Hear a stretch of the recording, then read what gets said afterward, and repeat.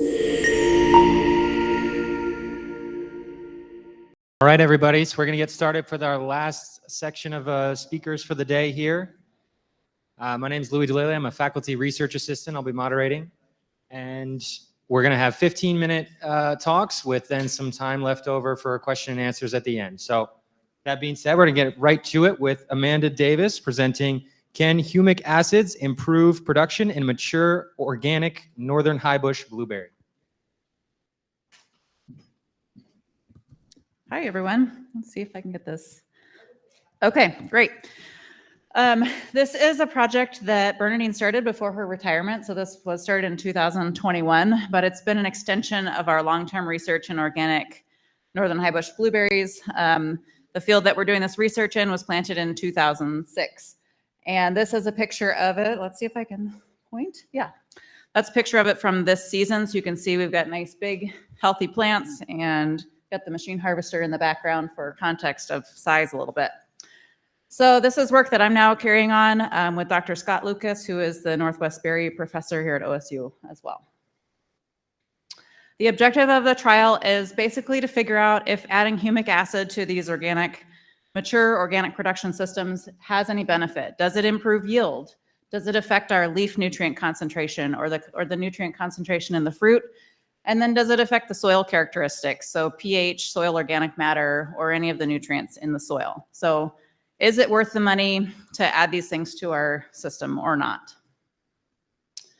We are looking at this in our two cultivars, which are Duke and Liberty. And then it's pretty simple. We've got half a field treated with humic acid and half is not receiving humic acid. The product that we're using is called BioGrow Premium 6. The manufacturer testing shows that it has about 3.5% humic acid and 1.2% fulvic acid. And then the grams per year is per acre. So that's the actual amount of those various acids that we're applying per acre per year. And we're applying this at a rate of 1 gallon per acre. This is the manufactured recommended rate. And that's every 2 weeks. It gets mixed in with our fertilizer. And that occurs from mid-April through early July in 7 different applications. And then the fertilizer that we're using is Grower Secret, which is 1400. It's a soy protein-based product, and it's a dry powder that gets mixed in with water and fertigated out to the system. And we're applying that at a rate of 80 pounds of nitrogen per acre per year. And then throughout the course of the study, we've been looking at yield, leaf and fruit nutrient concentration, and like I mentioned, soil nutrient levels, pH, and soil organic matter. And then just in this final year of the study, we decided to add in looking at berry Brix, berry weight, firmness, and diameter, just to see if we're seeing any differences in those characteristics based on the use of the humic acid. Over the course of the years in Duke, we've typically handpicked this over 2 harvests. So the first 2 seasons we did that. And in 2023, we machine picked it just in 1 harvest. It was one and done. There was hardly any fruit left in the plant after we did that first harvest. In Liberty, we've done 3 harvests each year, and typically that was a combination of hand picking earlier in the season and then switching to machine picking. Again, in 2023, these were all machine picked.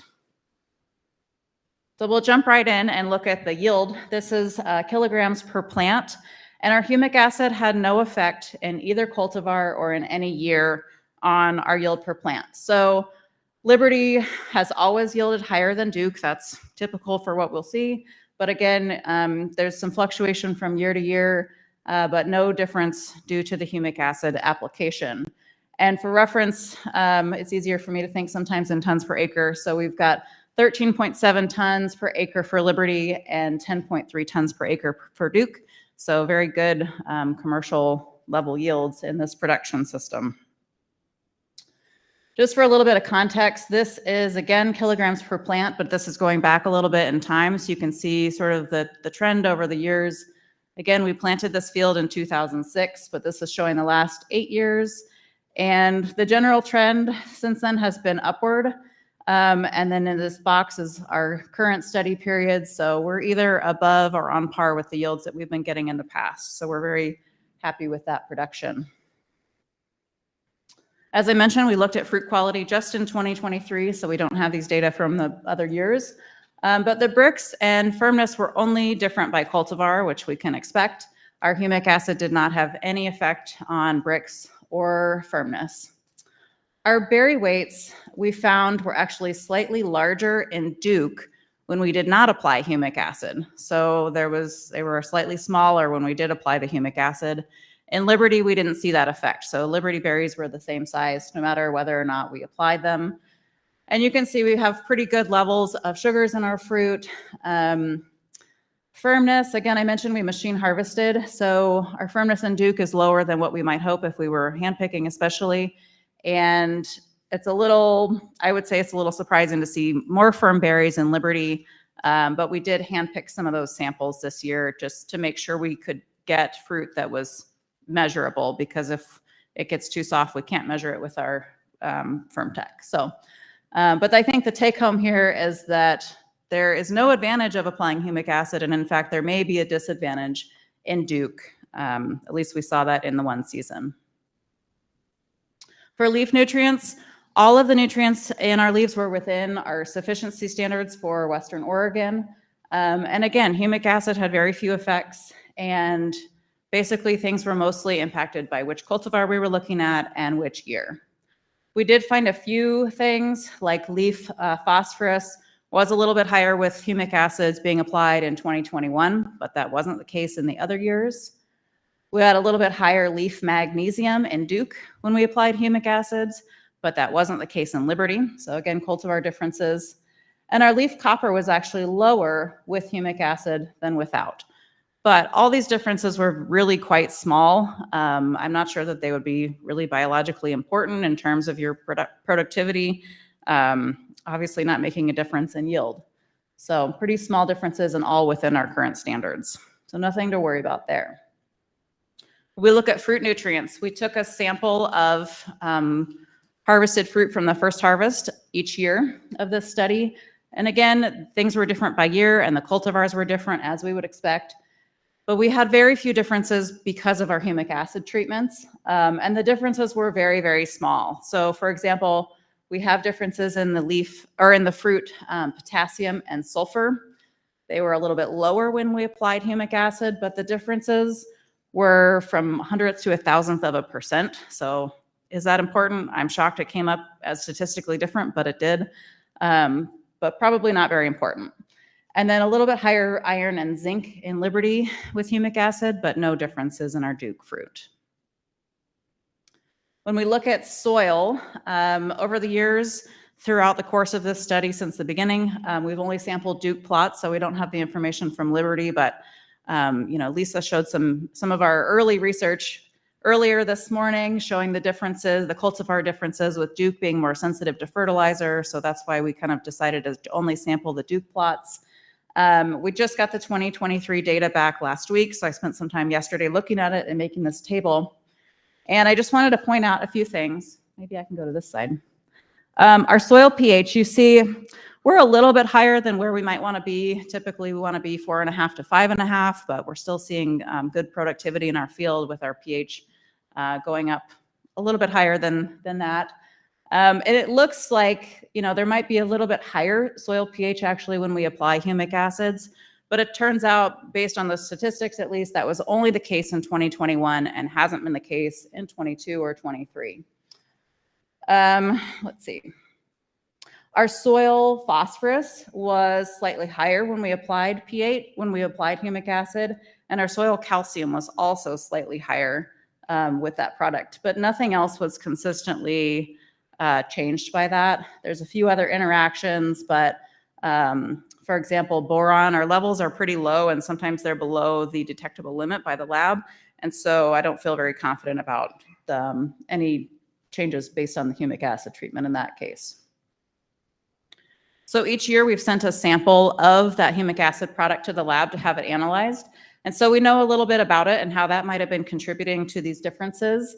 I will say the product, based on the SDS of the humic acid itself, the pH is 4.6 to 5.1. So if anything, I would have expected that to acidify the soil, but we're not really applying that much over the course of the season, and it hasn't had any acidifying effect.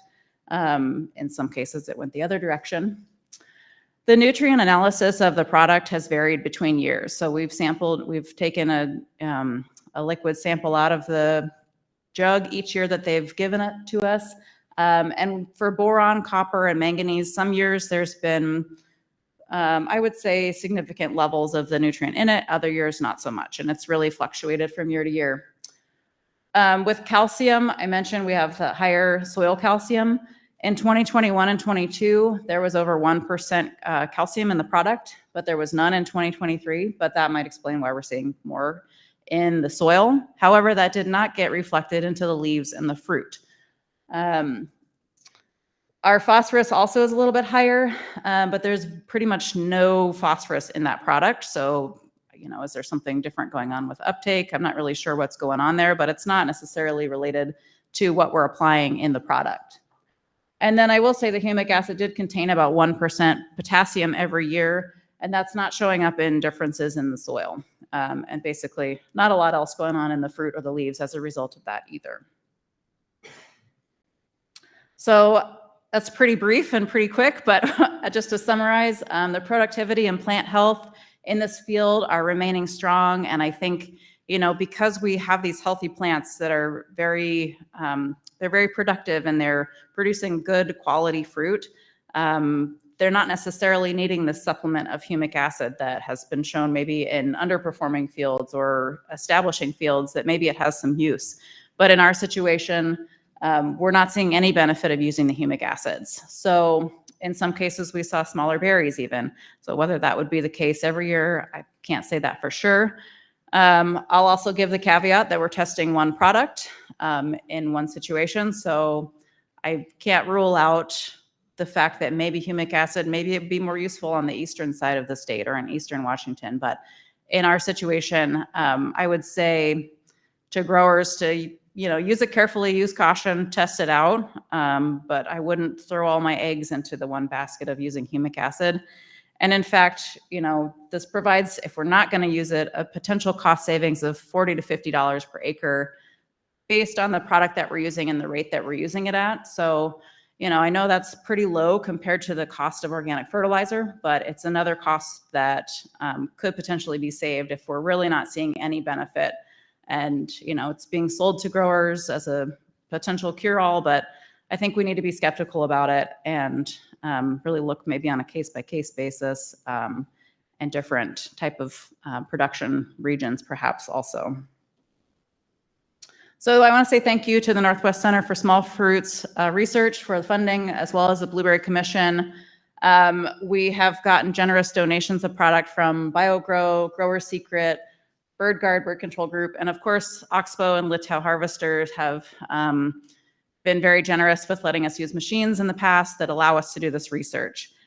And then finally, this is new for me this year, but if you guys wouldn't mind scanning this little QR code, it'll take you to an evaluation link for my presentation, and it gives me feedback on how I can do better in the future, and OSU wants me to do it. So if you don't mind, I would appreciate it. Yeah.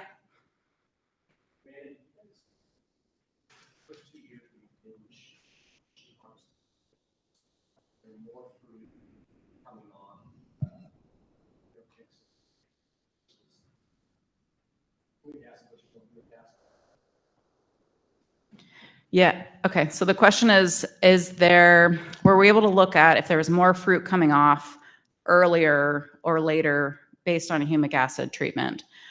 You know, I don't think I've looked at that specifically. It's a good question. I think based on what we're seeing with the bricks, I think that might have shown up. But it would be interesting to look at that.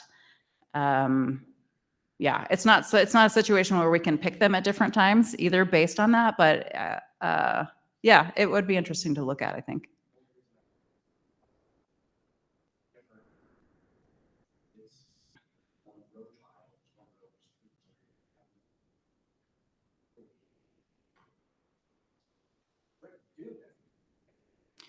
Yeah, so there could be an advantage with getting the fruit off earlier.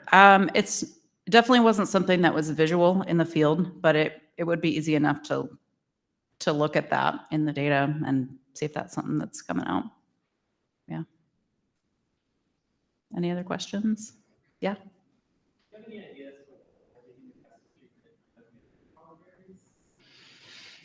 Why the humic acid treatment might have made the smaller berries.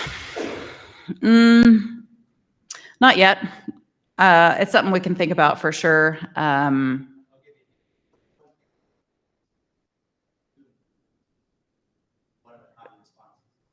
With vegetative growth, root growth. So maybe they're putting them more energy into root growth versus the berries.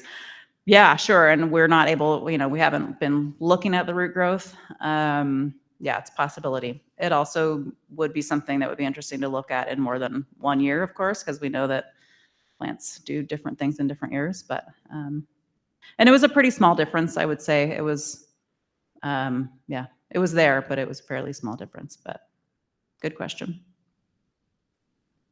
Any other questions? Okay, thank you. And thanks to anybody who wants to fill out that evaluation.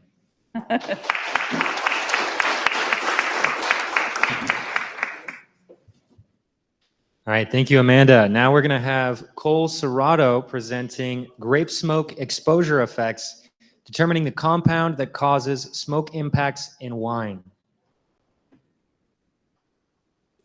Good afternoon, and thank you for having me. So again, my name is Cole Serrato. I'm actually speaking on behalf of Dr. Elizabeth Tomasino, who got this project kind of off the ground starting in 2020. And so what we were looking at is basically trying to figure out what are the chemical components that are responsible for the sensory characteristics of smoke-impacted wines. When we talk about smoke-impacted wines, the things that can be affected is predominantly flavor, aroma, and even mouthfeel to some extent. So we learn more about this as you get higher amounts of some of these phenolics that we're familiar with in terms of smoke impacts. You can really definitely feel it in the mouthfeel.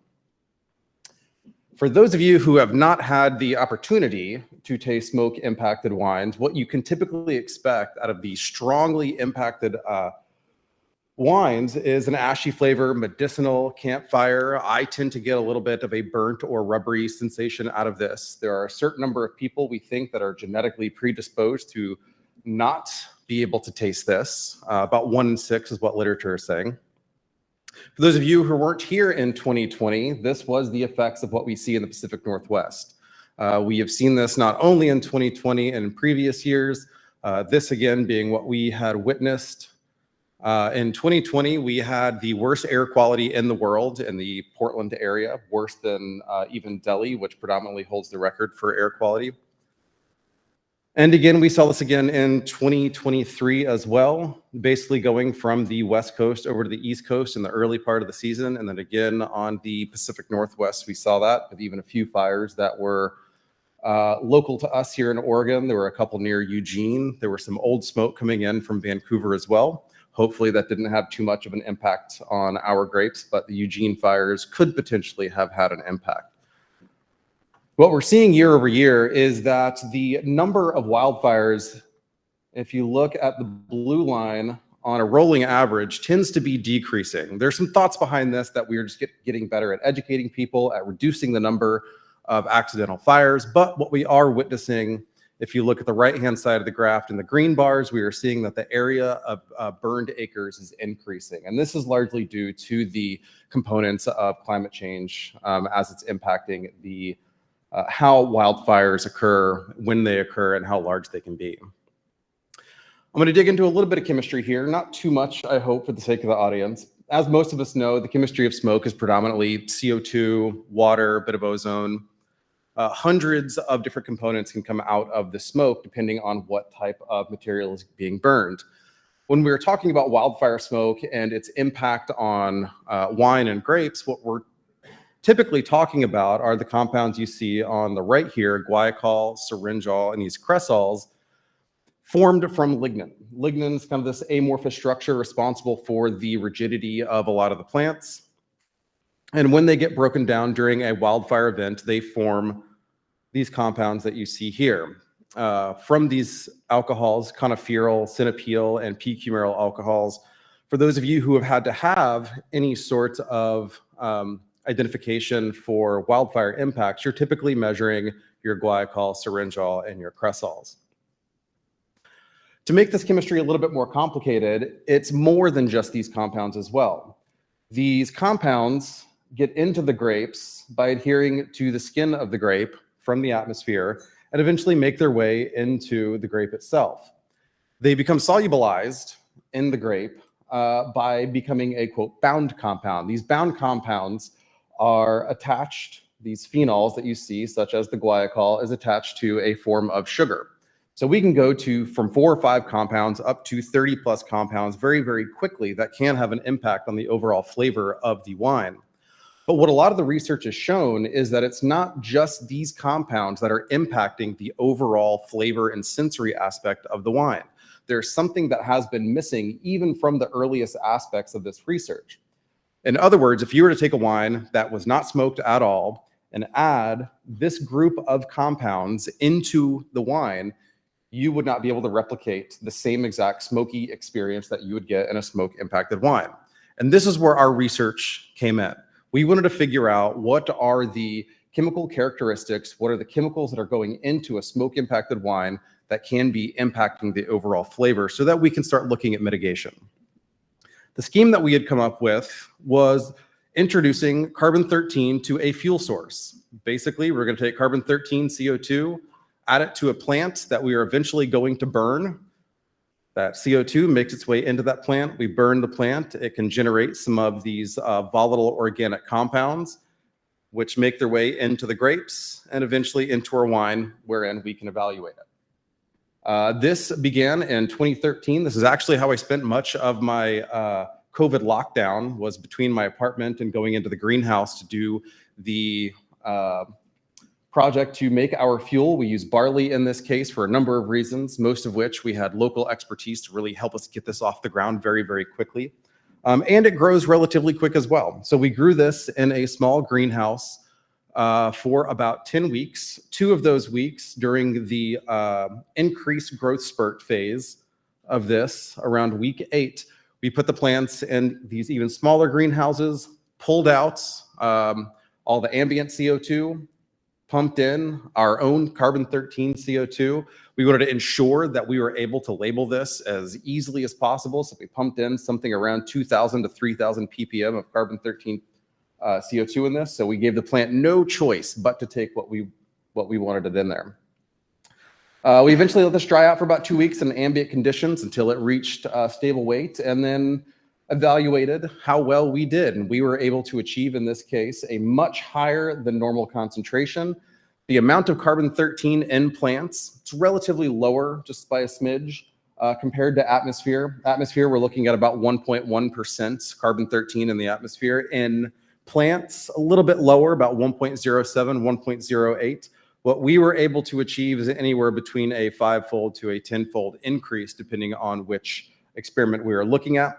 We also looked at this in terms of partitioning, just in case we wanted to give other people the opportunity to do this as well, and asked ourselves, is there a difference between the different tiers, the newer growth versus the older growth, or even the stems versus the leaves? Statistically, we don't see a difference, though in terms of the trend, we do see that there is a little bit more of the carbon-13 and so the newer growth than the old growth.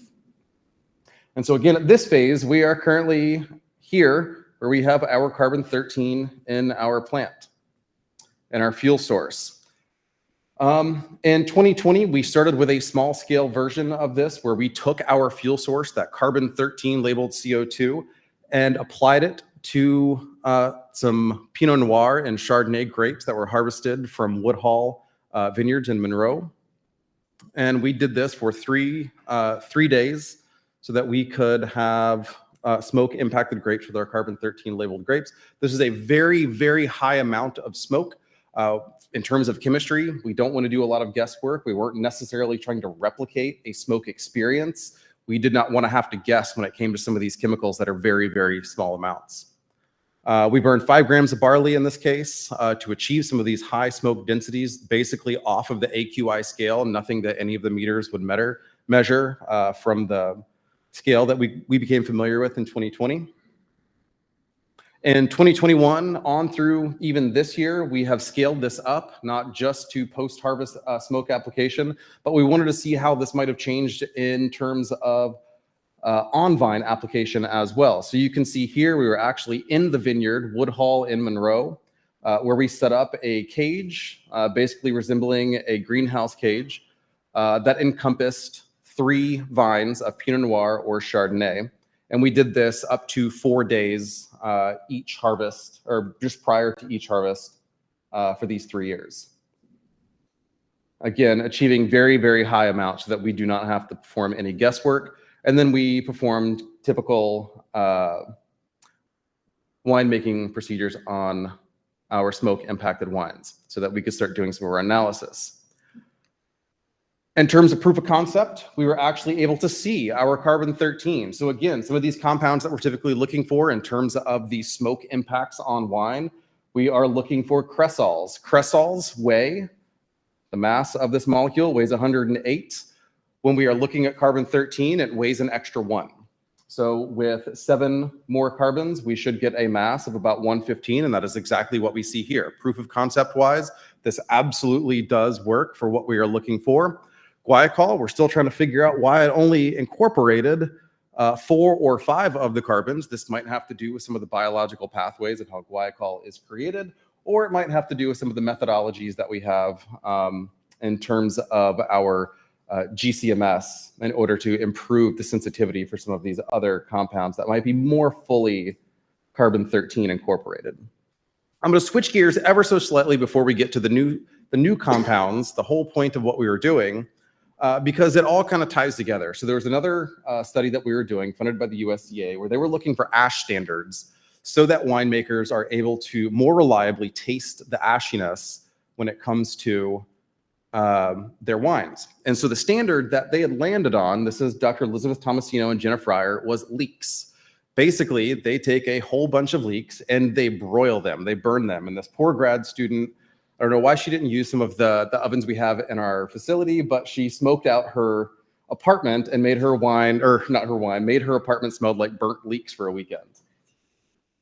But it was these burnt leeks that was able to replicate of all the things that we had used. It was these burnt leeks that gave us the best ASHI standard that we could find in terms of smoke impacted wines. And so the obvious question was, well, why leeks? We used a whole bunch of different things that we had burned, and leeks turned out to be the best.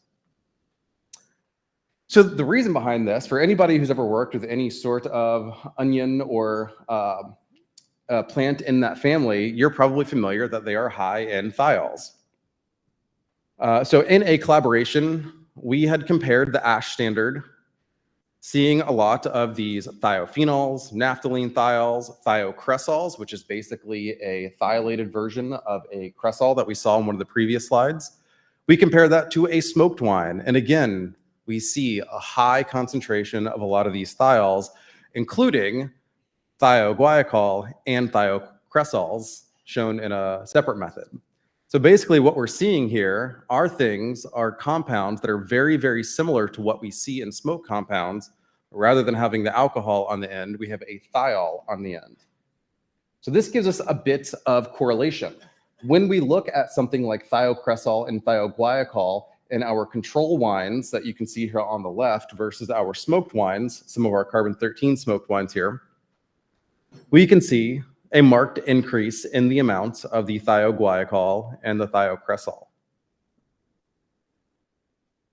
When we do this, comparing this to the data that we got from our carbon-13, this is where we tie back into the work that I was doing.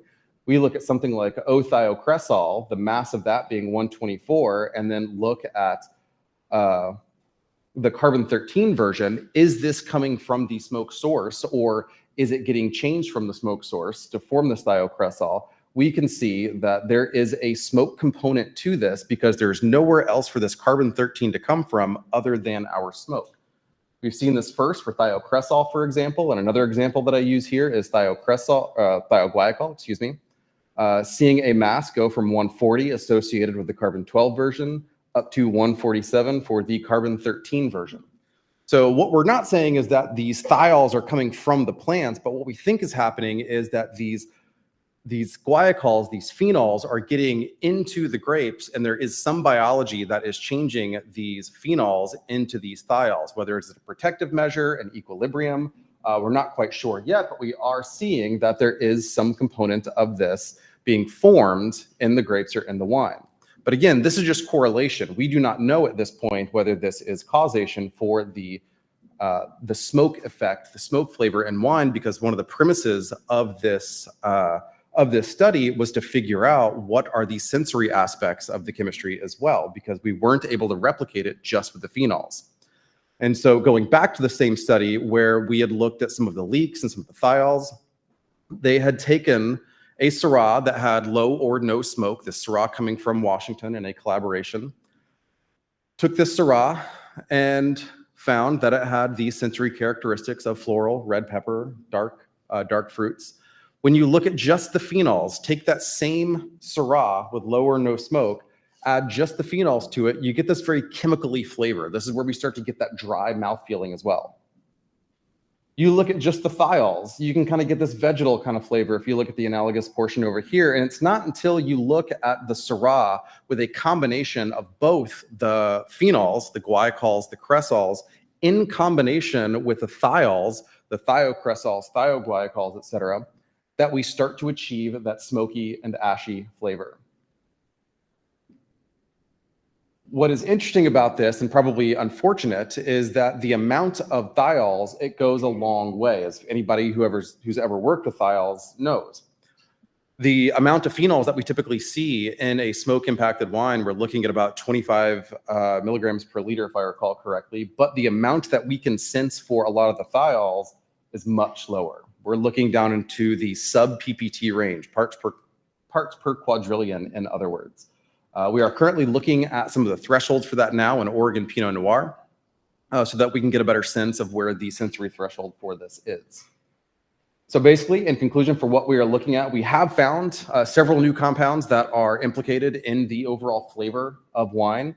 From these synapyl alcohols and these coniferyl alcohols going from the phenols, we are seeing the increase of these thiols, thioguaiacol, thiosyringol, benzene thiol, and forming some of these other new compounds that are these thiophenols.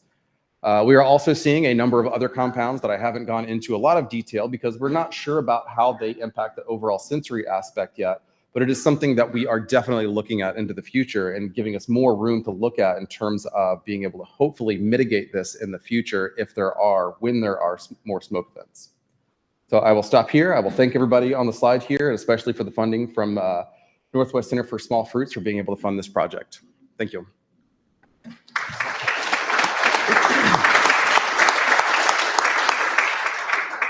think I have time for questions. Yes, we do have time for questions. Okay.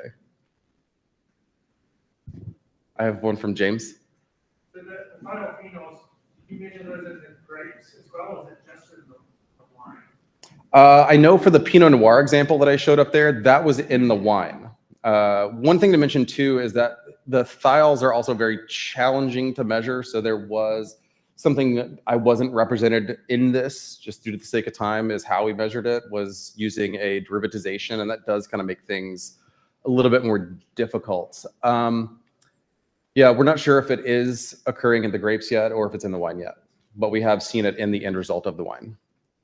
Do you think the transformation, if there is happening in the grape, or is it happening during the fermentation process, or both? If you have a thought on So my opinion on this, and it is an opinion because I don't have data to back this up at the moment, just based on a reading that I've done about some of the biological processes of both the grapes and the yeast, is that the yeast can have a huge impact on it, but I do think the grapes are having some impact as well. Like, I think it's probably leaning more towards yeast than grapes, but there's probably still some equilibrium aspect of this as well, where it's just occurring in the grapes too.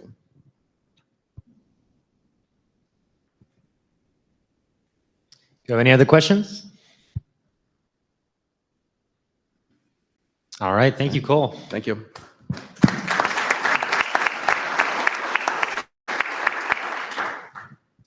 Next up, we have Rachel Potter, who is going to be presenting the detection of wine faults using the electric tongue.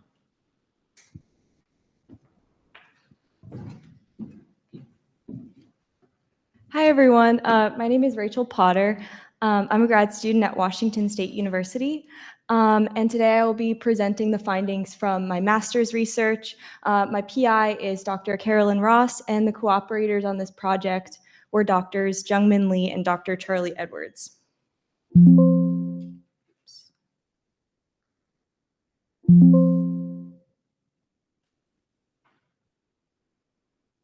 Oh, there we go. Sorry about that. Okay, so just a brief introduction to this work. So as we all know, wine faults overall, they reduce the quality of a wine, and wine faults can be broken into three main categories, including microbiological faults, chemical faults, and physical or packaging faults. And current methods for wine fault detection can include sensory methods such as trained or consumer panels, depending on the research question. So in terms of if you have a research question that focuses on willingness to purchase or overall likability of a wine, a consumer panel might be more appropriate versus a trained panel where you can determine specifically what is wrong with a wine in terms of flavor or aroma. And current instrumental methods that we have for wine fault detection include GCMS for volatile analysis, HPLC for non-volatile analysis, and spectrophotometry to measure the Browning index. And what all of these current instrumental methods have in common is that they measure specific analytes in their respective concentration. So you may have heard of the electronic tongue. It's a relatively new piece of technology with a collection of 7 sensors that are highly cross-sensitive with low selectivity, making them a good method for overall differences and pattern recognition within samples. So that brings me to the first study from my master's research was the use of the e-tongue for the early detection of oxidation in Chardonnay wine stored at 2.2 degrees Celsius. So the overall objective of this study was to understand changes in white wines during oxidation and to assess the ability of the e-tongue to track these changes, with my null hypothesis being that the e-tongue would perform as well as a semi-trained sensory panel in determining differences between wines undergoing oxidation, and my alternative hypothesis was that the e-tongue would be able to detect changes prior to a sensory panel. And so just a brief snapshot of these results. So this is a principal components analysis plot with wine stored under oxidative conditions for 24 weeks. And so we have wine that from week 0 or a control bottle of Chardonnay that was freshly opened, wine sampled from weeks 2, 4, 16, and 24. And then in the bottom right-hand corner, I have a table with the control fresh wine compared to wine sampled at each analysis point, and something called a pattern discrimination index. So per the e-tongue's manufacturer users guidelines, they recommend that good separation is defined as a discrimination index of 80% or higher would indicate that the e-tongue could discriminate among the samples with good separation. And so what we saw was that beginning on week 8 of storage, the e-tongue was able to discriminate among oxidized wines with high certainty with a discrimination index of 90%.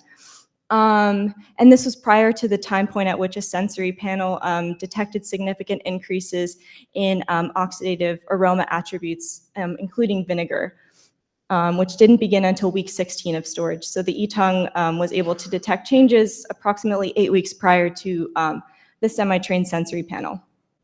And so this has some industry applications, including that the e-tongue can be used for the comparison of different wine bottle closures, now that we know that it can detect oxidation and the early signs of oxidation, so comparing different methods for wine bottle closures, and then also the e-tongue can overall just be used for storage studies, so that the winemaker can act before this fault surpasses a sensory threshold.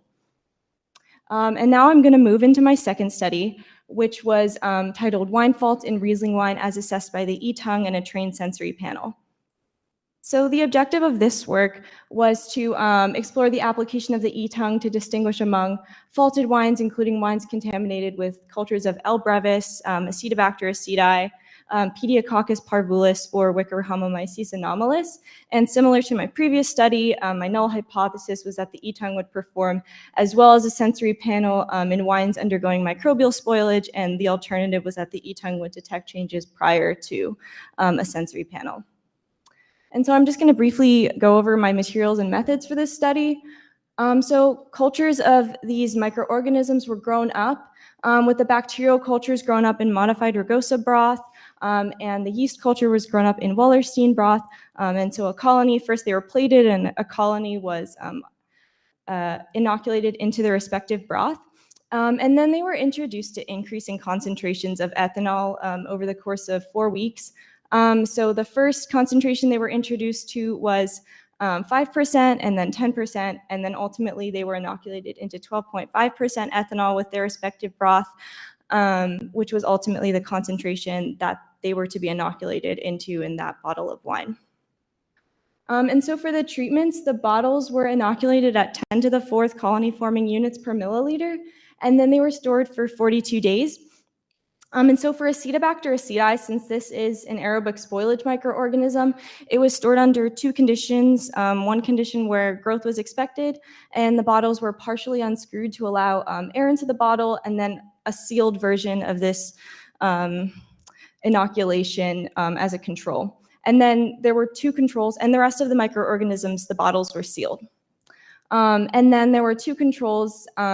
So these had no cultures, and there was a sealed and then as well a partially unscrewed control to mimic that first, the first condition that I mentioned for Acetobacter aceti, to show that changes happening in the wines weren't due to just oxidation. And then for my study timeline, every 7 days, I analyzed the wines using microbial plating, a trained sensory panel, the electronic tongue, and then HPLC at day 0, 14, 21, and 42. And so these wines were assessed using a semi-trained RADA panel, or a rate all that apply panel, which is a method in which panelists are asked to rate the intensity of selected attributes using a low, medium, and high scale. And there were 13 panelists, and they were trained on attributes that were expected with these spoilage microorganisms, including mousy, butter, vinegar, nail polish remover, and geranium. And then they were also trained on attributes that were expected in a Riesling wine.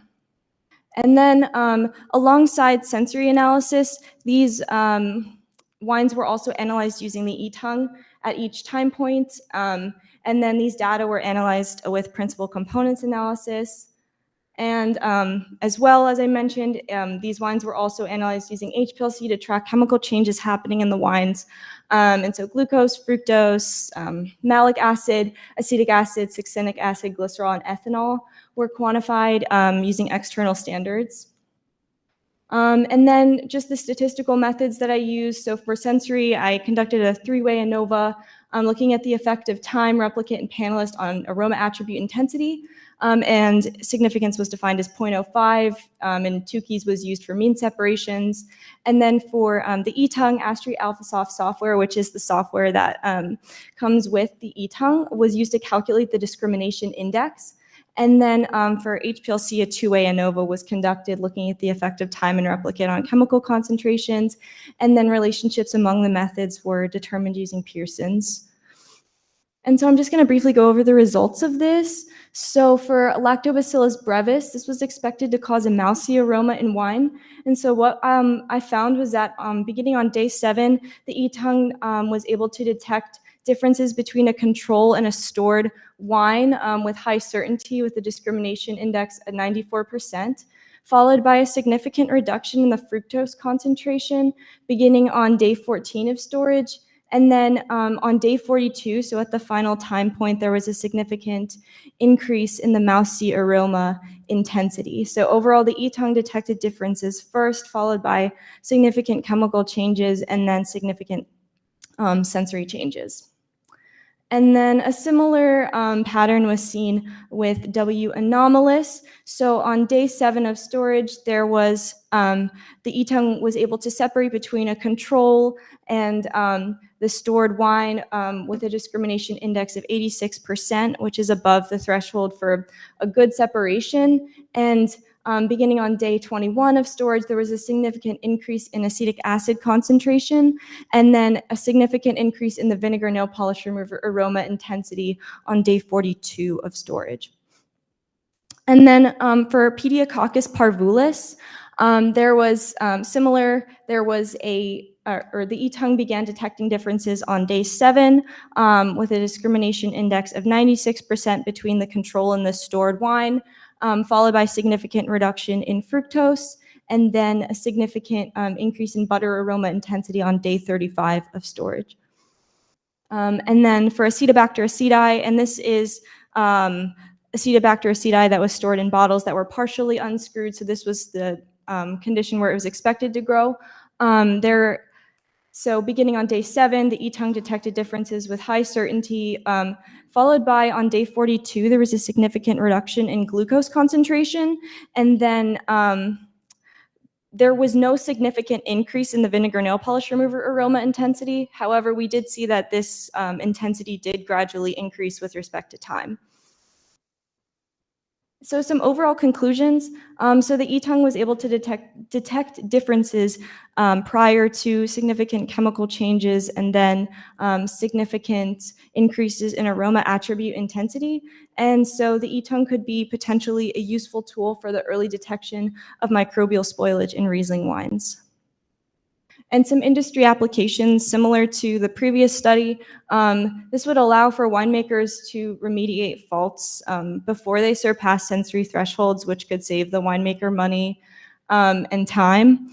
And also the winemakers could also potentially use this tool to assess potentially contaminated grapes. And so there are just some people I would like to acknowledge. First, the Northwest Center for Small Fruits Research for funding this project, as well as WSU Connors, the School of Food Science, and the WSU Sensory Science Center, and CompuSense, which is the software that I use for my sensory panels, and my PI, Dr. Carolyn Ross, for her feedback, and the project cooperators, Drs. Jungmin Lee and Charlie Edwards. So thank you.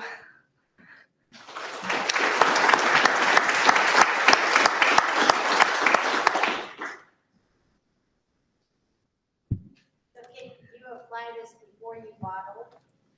Because can you apply the E-tongue before you bottle? Because once you bottle, it's pretty hard to do something to that wine without pouring it all out. Mitigating it that way. Yeah. So the question was if you can use the E-tongue before these wines are bottled, because ultimately once it's bottled, then it's probably too late.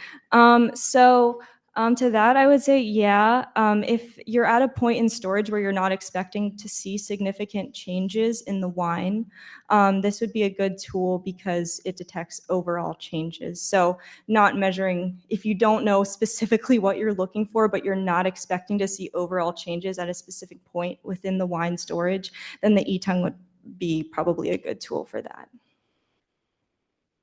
Yeah. It was fascinating how early E-tongue detected a change. Was the signal for those different wine faults that you were comparing, signal at 5 or 7 days, was that different between those faults? Or was it the same, it's very similar? Yeah, so the discrimination indices were slightly different between the microorganism treatments. Is that your question? Yeah. Yeah.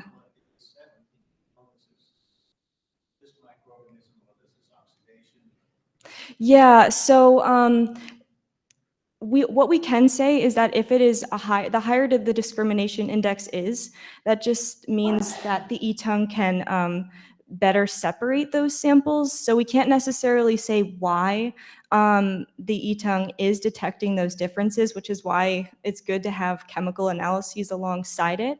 But we did see some differences among the treatments. So I think Acetobacter aceti had the highest discrimination index on day 7 compared to the other treatments at 98%. So that would just mean that overall, that wine was more different than its respective control than the other wine treatments at that time point. I hope that answers. Does that answer your question?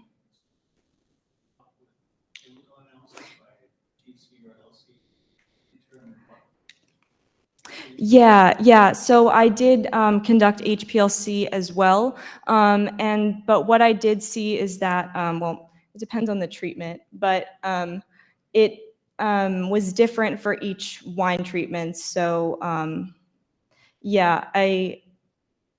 so overall, the changes were happening at a later time for HPLC than the E-tongue for each of, does that answer your question? Sorry. Maybe I'm not understanding. Yeah.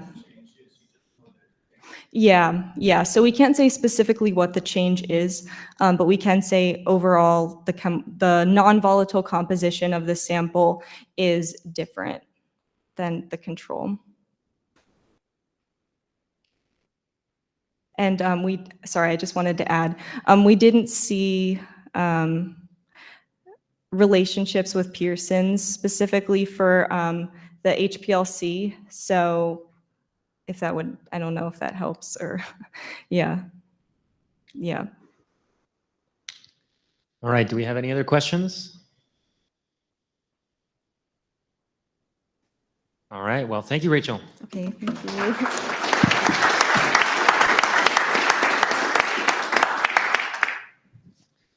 So next up, we have Wendy Hawashi-Earhart and Tom Walters presenting Trials of Advanced Raspberry Selections to evaluate suitability for IQF processing and to promote adoption.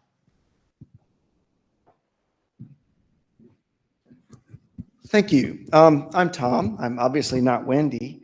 And we decided that I'm going to talk to you for about 10 minutes about the trials, about what we've done in the trials. And then Wendy is going to talk to you for a little while, about 5 minutes, about what it means for the breeding program to have these trials.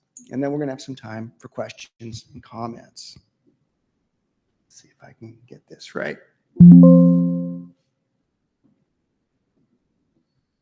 Thank you. Try again. There we go.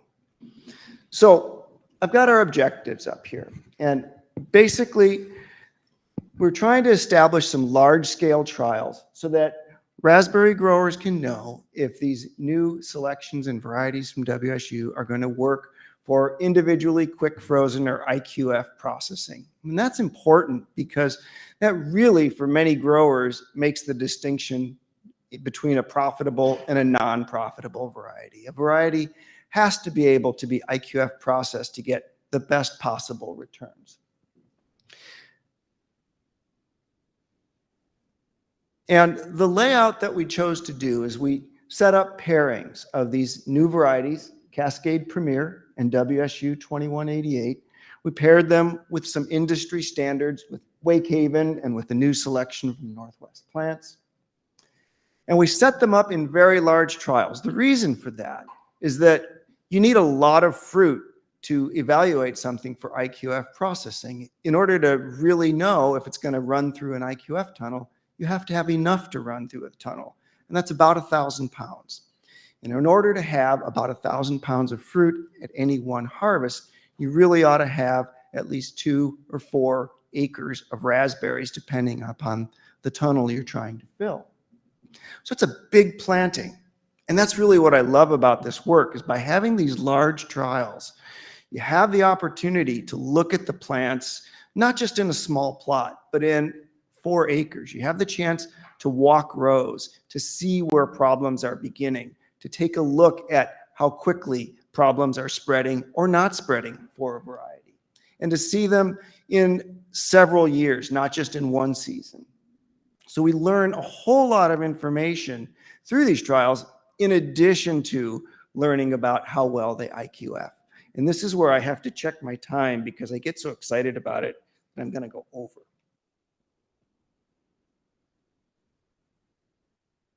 So the kind of evaluations we do for these trials are very much scouting based. We're walking through the fields, doing what you would often do in a scouting protocol. We have certain stations where people go and routinely take data, but we also encourage the scouts to walk the field, take a look. Is anything happening? Is anything new happening? Are there any changes compared to the other fields? We do vigor assessments. We do fruit quality assessments. We count fruits per lateral. We also ride harvesters and look at how well the fruit looks on a harvester. And then, of course, we finally follow the fruit into the IQF tunnel and monitor how well it does in the tunnel. And I'm going to show you a few notes here in the time that I have about Cascade Premier and WSU 2188, this newer variety and selections.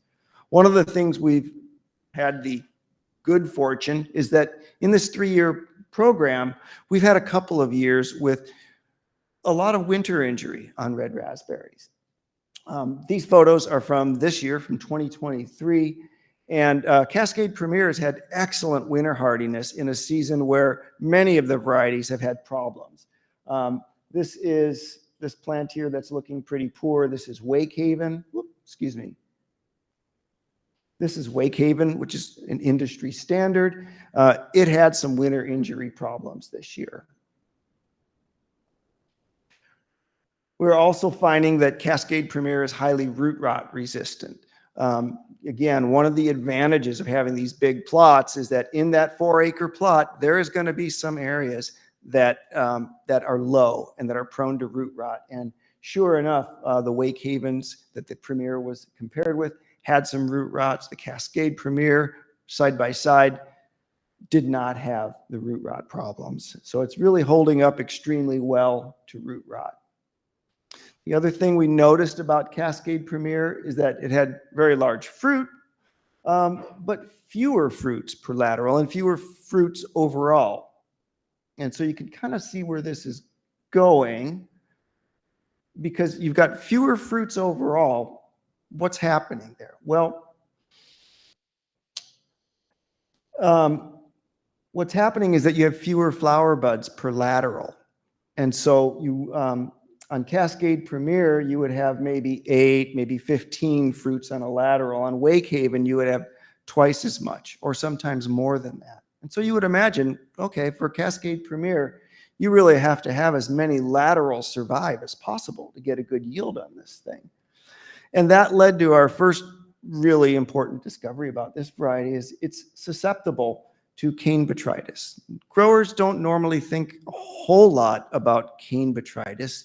They normally worry about the botrytis on the fruit. But when you have cane botrytis, it eliminates some of the buds from breaking.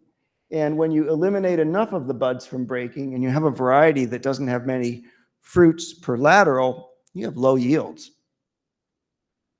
And so one of the critical things about this variety is to manage cane botrytis, which fortunately we can do if growers know that that's something that they've got to manage.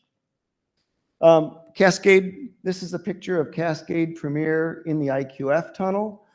It's doing pretty well, and I would say it's moderately successful at IQFing. It will give you a good IQF quality when it's harvested on less than a 3-day schedule. Raspberry growers are continually harvesting these fields because, as you can imagine, raspberries are a delicate, kind of an ephemeral fruit. You have to harvest them frequently. But the raspberry growers like to harvest them as infrequently as they possibly can, right? Because it costs a lot of money to keep that harvester going. So for Cascade Premier, you can go out to just about a 3-day schedule.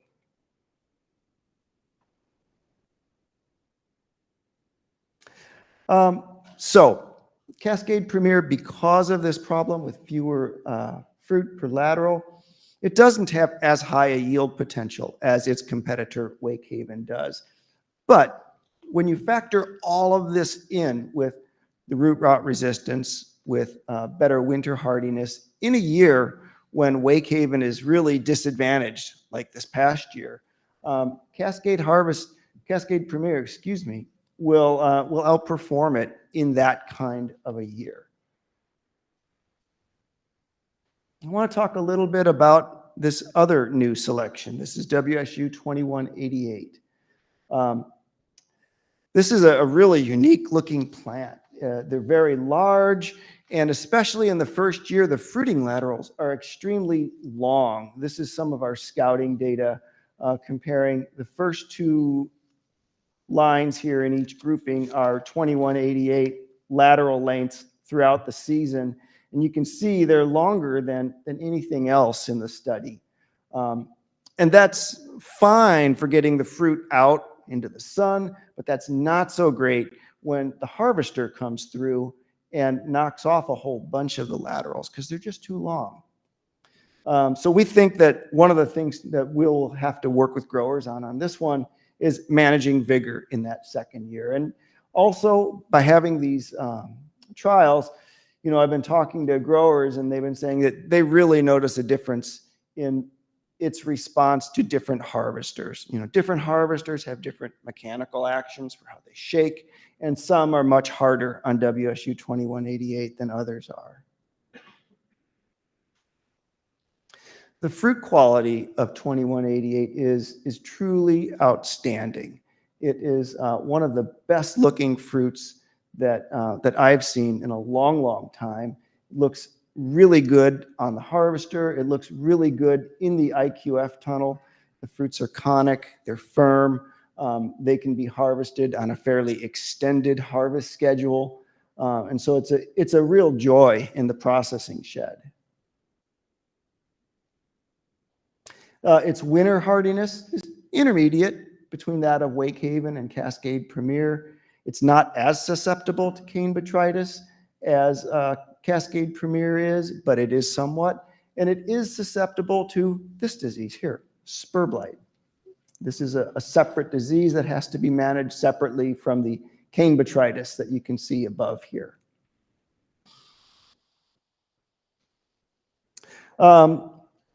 Yield potential on 2188 has been really good as long as you can manage the cane breakage in that first year. And I think at this point, I'll hand it over to Wendy to talk about the breeding program.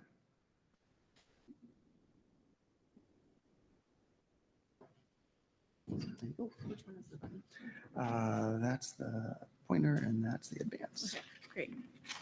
Thanks. I'm Wendy Hawashi Earhart. I'm running the small fruit plant breeding program at WSU. And it's my job to talk about a little bit about why we needed to put in these large acreage plantings in order to gather information. And I want to take kind of a bird's eye view of some of those takeaways, especially for the public raspberry breeding program going forward as well as currently. And, you know, one of the main takeaways is that arranging and funding grower trials is not very straightforward. And I would say that Northwest public breeding programs have run into problems with these large acreage plots for decades. And so one of the valuable things coming out of this really large plot grower trials with multiple growers is kind of figuring out what it does take for a grower trial to successfully provide information for both the breeding program to lead into success for a cultivar release, as well as providing enough information for growers to be able to mitigate the risk of adopting a new cultivar for this perennial crop. So what's interesting is that there is a clear model for these small plot grower trials where the acreage is contained, the number of plants is sort of limited, and so even with a relatively small grower, this can make sense in terms of combining these research objectives with a production operation. And so those models are working, and we've successfully done that with Randy Honkoop in Whatcom County, and then also starting to work with Brad Rader in Whatcom. But models for large plot trials, those don't exist right now. And so we kind of need some more information and a better funding model for being able to access those large plot grower trials in order to bring success both to the growers that we're trying to support at the breeding program, but also to ensure that when we do release a cultivar, that's going to find success. So, you know, it takes a certain kind of cooperating grower. They need to be highly collaborative, really communicative. They have to get and believe in the research.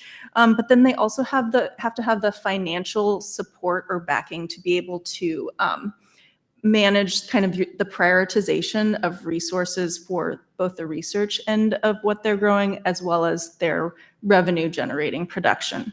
So the large tracts of land needed and then the technical capacity to produce it, that's a non-trivial expense. And then it's also really important to have what I would call like an itinerant agronomist who can go through all of these grower trials and be collecting high quality data on a reliable time frame, and it's not clear whether a breeding program should have basically like a full-time itinerant agronomist monitoring these grower trials, but it's extremely valuable. And so then that brings us to kind of a funding model. We've tried many different ways to get large plot grower trials to work. We've tried it through the Plant Improvement Initiative, through competitive grants with the Northwest Center, through the commissions, and none of them are stable enough that we can rely on them year after year. And so that kind of brings us to some other questions, like what economic data do we need, both on what is the economic impact of large-scale grower trials in terms of determining success of a new cultivar, and also what are the risks that a grower takes on when they host a larger research trial. So that economic data is missing, but hopefully we will have enough information to be able to move forward on some of those things and to advocate for a funding model that will work. And then the whole point of why we started this project was to offer data and research support for being able to say that cultivars that we're releasing have an IQF ability in their harvest.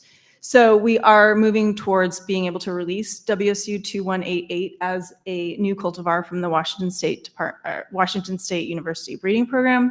And then we have a really deeper body of data that can support growers in scouting and monitoring some of these problems that we have seen that we weren't able to see on our research center plots. And then hopefully, that mitigates grower risk, adopting those new cultivars, as well as hopefully, supporting the nurseries and generating royalties that can go back into cultivar development for this industry.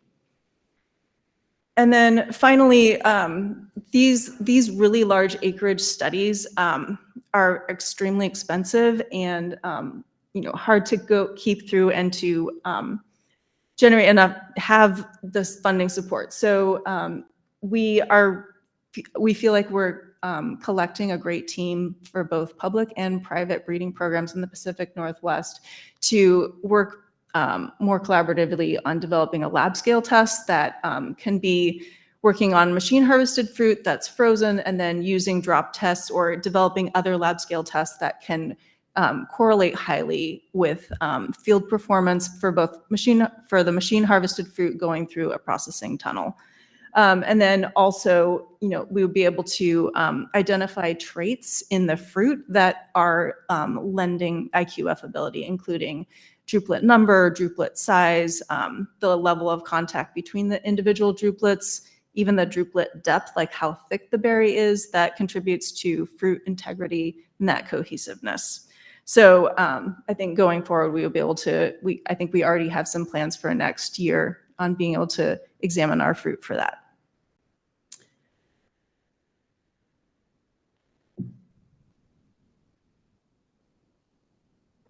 Where am I pointing? My next slide is an acknowledgement slide, but the thing is, there we go. So we want to thank all of the people who hosted these paired cultivar trials: Samson Farms, Clarkberry Farms, Pacific Berries, which is the private breeding program associated with Enfield Farms and Northwest Plant Company, the Northwest Center for Small Fruit Research for funding it, the Northwest Berry Foundation, and the Red Raspberry Commission in Washington. Thanks.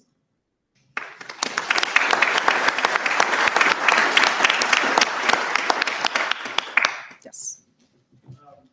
Did you examine, after you put it through the tunnel, then in a box, the next step is normally into a poly bag? Right. Did you examine like how well that tempers and kind of falls apart? I think we had, Tom would be better able to answer that. I think we had some ability to observe it, but I don't know if we took a lot of data. Yeah. Do I need to be by the microphone? Yeah. In case there's anybody online. I don't know if there's anybody online anymore or not, but. Sorry to call you back up. No, that's okay. Here. So the question was, right, did we look at what happens after that? Yeah, if it goes into a kind of like a consumer poly bag?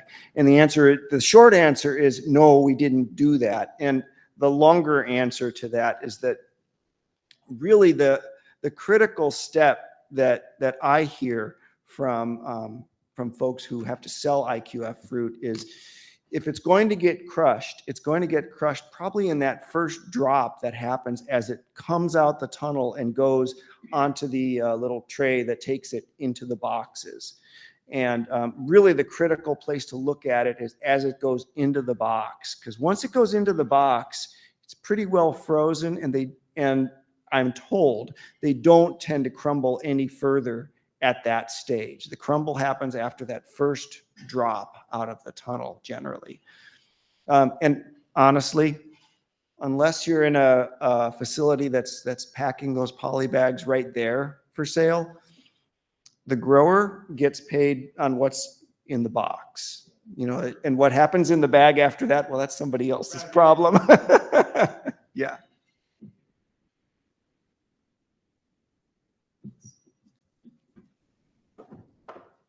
Do you have any other questions? Any other questions?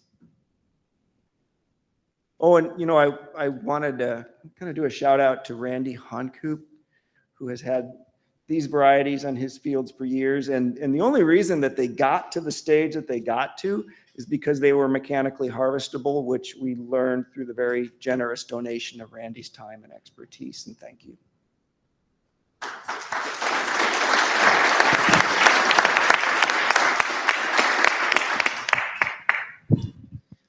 All right, so next up we have Erica Cherneau presenting alternative plastic culture production of fresh market strawberry in substrate, high tunnels, and low tunnels.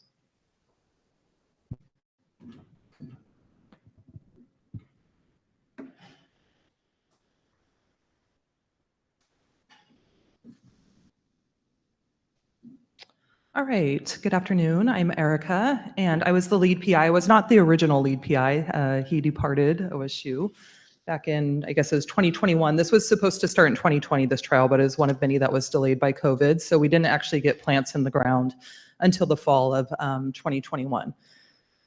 Let's see.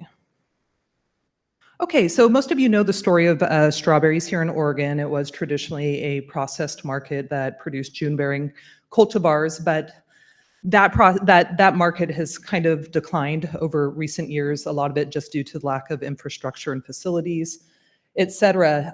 There was also been an increase in fresh market production of day-neutral strawberries going on over the last 10 years. If you look at like census data and other types of data, it shows that there has been increase in fresh market production. Those numbers do fluctuate in terms of acreage. Sometimes there will be dips in it, and other years they will go back up.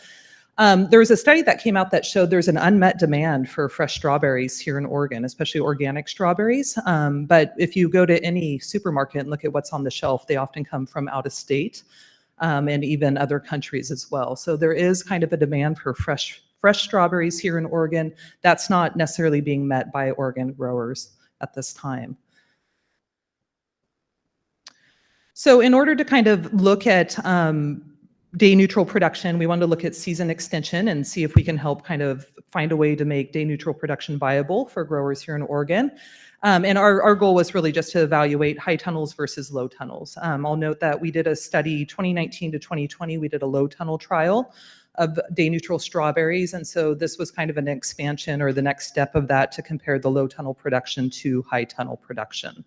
But what we found from that first study was that low tunnels do in fact increase total yields and marketable yields of day neutral strawberries and extend the harvest season as well. So this study, and in looking at some of the other studies that have been done, there's been a lot done in the Northeast out of University of New Hampshire, Cornell, as well as like Minnesota.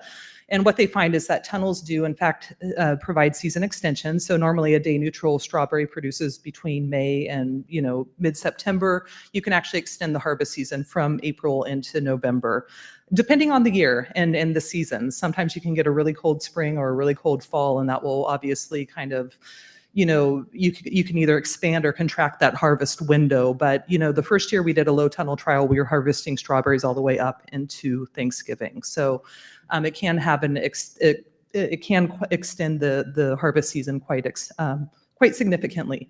one of the more important things that tunnels do is protect the fruit. We all know botrytis is a huge issue with strawberry. So what it does is it protects the fruit from rain, protects those fungal spores from splashing around and spreading throughout the field, and also from other elements, sun. A lot of these plastics have UV blockers in them and things like that. So you see a little less sun scald in the fruit as well. Reduced disease incident, as well as increased yield, fruit size, and improved fruit quality. So our trial, we basically looked at 3 different tunnel types. We looked at low tunnels, high tunnels, and then we did a double tunnel, which was a low tunnel under a high tunnel. We had seen that done in other states, and we just wanted to kind of take a look to see if there's any great benefit to it. We looked at 2 cultivars, Albion and Seascape, which are kind of the standards for day-neutral strawberries. And we looked at 2 different planting seasons, both fall and spring, to see if there was any type of benefit. Growers traditionally had planted in the spring, but some are starting to move towards fall planting here in Oregon. It's just easier to get into the field, prepare the beds, and not have to worry about spring rain and everything like that. And then we looked at things like, we tracked air temperature, looked at runner and crown diameter, and then of course yield and fruit quality, which I don't have listed there. We followed your standard day neutral production practices. We used plastic mulch, drip irrigation, followed typical nutrient recommendations. We did use organic pest control methods and IPM, including bug vacuums, which are great for monitoring ligus in your field, by the way. Organic pesticides, and then we also just fertigated with a pack tank using organic fertilizers. And then we did plant into raised beds, which is also something that's not standard here in Oregon. Most June-bearing cultivars are kind of grown in that matted row system. I do want to note, before I show the data, there were some significant challenges to the study, primarily rodent damage. I don't know what's going on out at NREC, but the rodent damage in our field was extraordinary the past 2 years, and definitely had an impact. And then unfortunately, we also ended up with fusarium in our field. We don't know if it came in with the plants or where, but we started noticing plant collapse in the late summer of 2022. Initially, we just assumed it was gophers munching on some roots or something, because we have a lot of voles and gophers in the field, but we did send in some plants and found out we do have fusarium, unfortunately.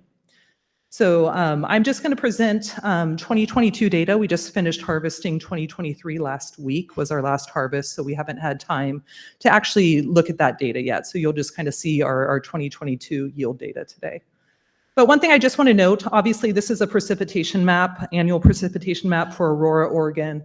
And obviously, in the winter months, we aren't seeing much production, but it's the spring, you get a lot of rain, and then we tend to have drier summers and then really wet falls as well. So those are the periods of time that we're looking for protection from the tunnels, as well as season extension and the benefits of the increased temperatures that you get from the tunnels as well. So this is looking at really May, and then October, November as well, where we do tend to get a lot of rain. So this is basically just a temperature map looking at temperatures within the tunnels. We use Kestrels to log, they basically log the temperature hourly within all the tunnels, and then we had them in open field as well. And what we found is that basically the tunnels, regardless of tunnel type, tend to be have temperatures that are about 5 to 10 degrees higher than open field. And I will note, in the summer months, we remove the plastic from the low tunnels. It gets too hot underneath, and then we do put a shade cloth over the high tunnel as well to control temperatures, because it can easily get above 90 degrees. This is just a yield map and a temperature map, and this is our yield data, kind of just average across treatments, and you'll just see that the trends kind of follow each other. As temperatures increase, so do yields. So for harvest, we basically harvested fruit 2 times a week at 70% ripeness, separated them into coal and marketable fruit. Coal could be anything from botrytis damage, rodent damage, cat facing, etc. So that all got separated out as well. And this is just kind of looking at some basic numbers. So we look at, when we look at the yield data, we break it into like early season. So anything that was harvested be outside of that typical harvest window of mid-May to mid-September. So it's anything that was harvested prior to those dates, and then late season is like mid-September through the end of the harvest season. So what we found is the low tunnels actually had the biggest significance impact in 2022 on yield. We did see a significant increase in marketable yield underneath the low tunnels, as well in the main season or for the total season, as well as in the late season as well. I'll note in 2022, we didn't have a lot of early season harvest. That was just a really cold, wet spring. I don't know if any of you remember. Things were kind of late to ripen. Even other berry growers were experiencing kind of the same things. But we did find that we also got a higher percentage of marketable fruit under the tunnels as well. So that open field fruit tends to have, again, a lot of gray mold at that time of year. So we were able to separate that out, and you see an increase in marketable fruit underneath the tunnel treatments. This is just looking at weekly marketable yield by tunnel type. And again, you do get that kind of peak underneath the tunnels. The gray line is the open field. So we got a bit of a peak in the spring, and then by midsummer we do remove the plastic, so it's pretty much, or put a shade cloth on the high tunnel. So you don't see too much there, and then we got a little bit of a peak here in the late season as well. The open field kind of had this weird thing where it had this spike in yield, and then it just kind of collapsed, and we didn't get much fruit off the open field at that time of year. This is looking into November. Week 30 is like the last week of November there. But we were still harvesting fruit out of the tunnels at that time. And this is just looking at the yield by cultivar. So basically Seascape, we tend to see an early season peak. So you get more fruit in the spring, whereas they tend to produce much smaller berries in the fall. Whereas the Albion, they produce big berries throughout the season. And then we also saw a peak in production in the fall months. So for growers that, thinking about labor and availability and things like that, that would be something to consider if you tend to have more labor available in the spring months versus the fall months. That may dictate what type of cultivar you plant.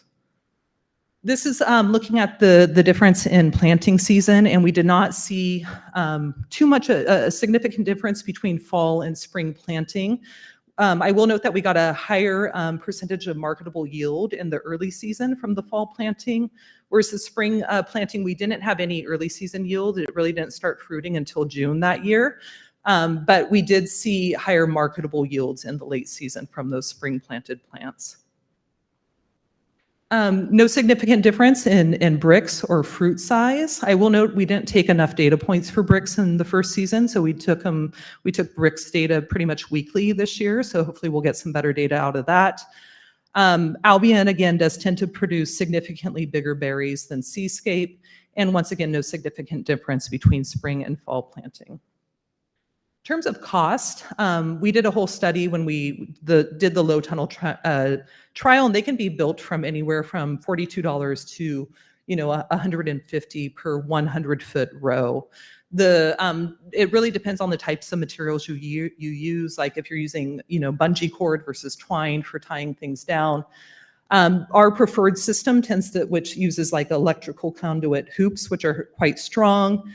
A 4-mil plastic, bungee cord, and then we also use these eye hooks to drill and tie down that bungee cord. That comes to about $122 per 100-foot row. A high tunnel, there's an initial startup cost. We have a 100 by 40-foot high tunnel that we used for this study, and I think the initial cost was like $6,000 or $7,000 for the high tunnel. So there is kind of that barrier to entry with high tunnels, but including the frame, the construction materials like the wood, the lumber, the plastic, the roll-up sides for ventilation, as well as the shade cloth. Our total cost came to $1,718 per 100-foot row.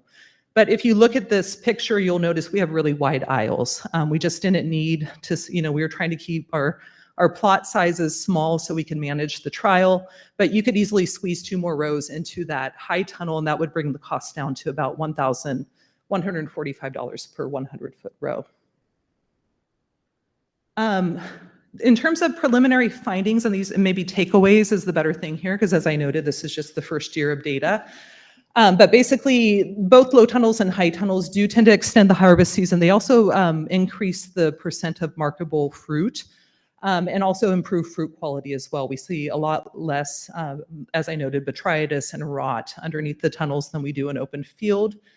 I had 2 growers in Lane County that were using the low tunnels during the first year. One of them did not like them.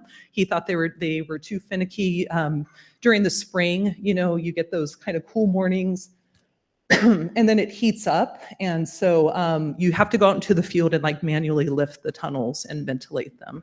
And so that can be a lot. He was a market grower that had a lot of different crops, and it was just too much for him to kind of go out there and have to ventilate these tunnels on a daily basis. The other grower was a little smaller scale grower, less diversified farm, and she actually really liked the excuse me, sorry, my throat's kind of dry. She really liked the low tunnels and actually continues to use them as well. In fact, I'm going to hopefully pass off some of our supplies to her. The high tunnels, they're a little easier to manage. They cover multiple rows. They're easy to ventilate. You can buy the roll-up sides for them. You can also just throw a shade cloth on in the summer to kind of manage them. So those might be better suited towards small, medium, or large-scale growers. Seascape is recommended for early season production, and then Albion for late season.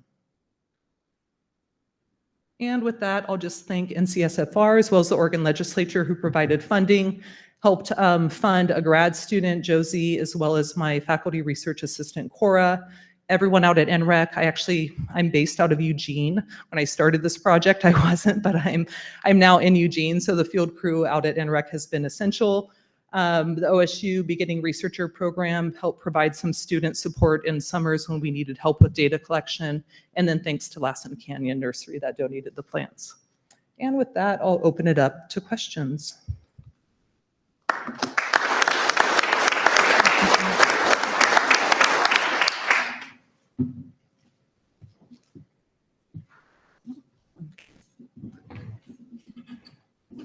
We do have time for questions.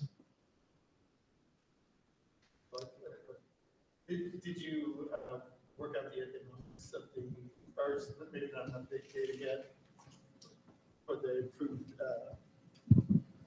yeah. Well, in terms of the tunnels, or?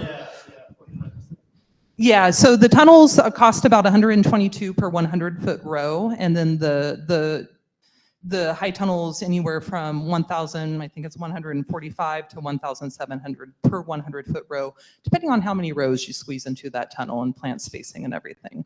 So. Is there an estimate of how much additional to make that viable? That's a good question. Yeah, I mean, I do think the high tunnels are more durable, so you probably get even though they're more expensive, you get a longer lifespan out of them compared to the low tunnels. So that would be something that would need to be looked at as well.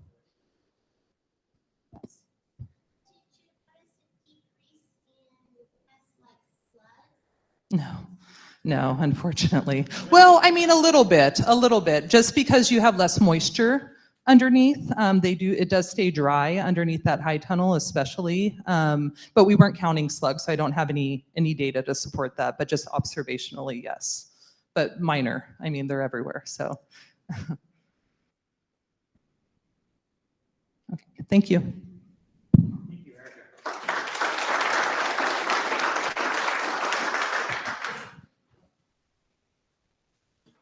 All right, now we've got our last speaker of the session here, Michael Hartigan, who's going to be presenting evaluating the potential of genetic markers for predicting blueberry fruit quality and ripening season in Pacific Northwest germplasm.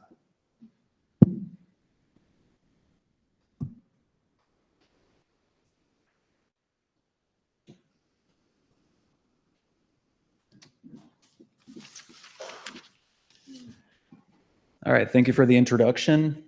So I want to give some background on this work. This, this goes back a few years, and it really ties into a partnership that the USDA Blueberry Program in Oregon has had with another USDA ARS initiative, the Breeding Insight Initiative, that's meant to help bring in genetic tools to crops and other species that ARS breeders are working on that traditionally haven't had as many resources in the genomic space compared to maybe like higher acreage row crops.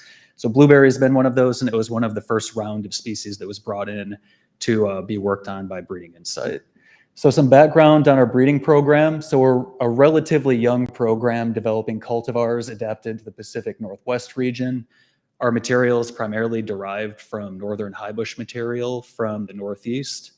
And to date, we've largely been a conventional breeding program, which means there hasn't really been a whole lot of use of genetic markers, for example, to predict traits in the germplasm and help increase our predictive ability for our material coming through. So as I mentioned before, there's been emerging genetic tools coming out of different research groups in the plant research space, including Breeding Insight, but also the Vaccinium Coordinated Agriculture Project. And these genetic markers, we want to see if they have potential to accelerate the breeding process or increase selection efficiency in blueberry, since that hasn't been extensively looked at. So the objectives we had for this project were, one, to collect deep phenotypic data on fruit quality and seasonality in a Pacific Northwest USDA blueberry breeding population, and then two, to evaluate the potential of new genetic markers to predict traits in this material to see if genomic prediction is applicable and can work in our blueberry material. So the products coming out of this are trying to look at the distribution of traits measured in our population and getting the training data we need to do genomic prediction, but then also looking at the genetic complexity and the heritability of these traits, and then ultimately seeing, can we accurately predict them and employ these techniques in blueberry? So this is sort of a schematic just to sort of show the idea behind what we're doing in a breeding program, which is essentially starting with these large populations with many breeding families that generate thousands of seedlings, and then trying to select from these seedlings to funnel these into trials where we can actually get real hard data on them. And once we've seen them in trial initially, we identify smaller and smaller subsets that we funnel down into replicated trials. And then ultimately, if they prove good or prove like or if they look like they may have commercial potential, we try to get them out to growers and get the grower feedback that helps inform a cultivar release decision. So where genomic selection and prediction, what would come into to this equation is really at this top level, which is we're trying to increase our selection accuracy in the breeder's equation, and that didn't translate well. But really, we're targeting the factor of selection accuracy so we can try to improve our ability to funnel things into trials that are really high performing.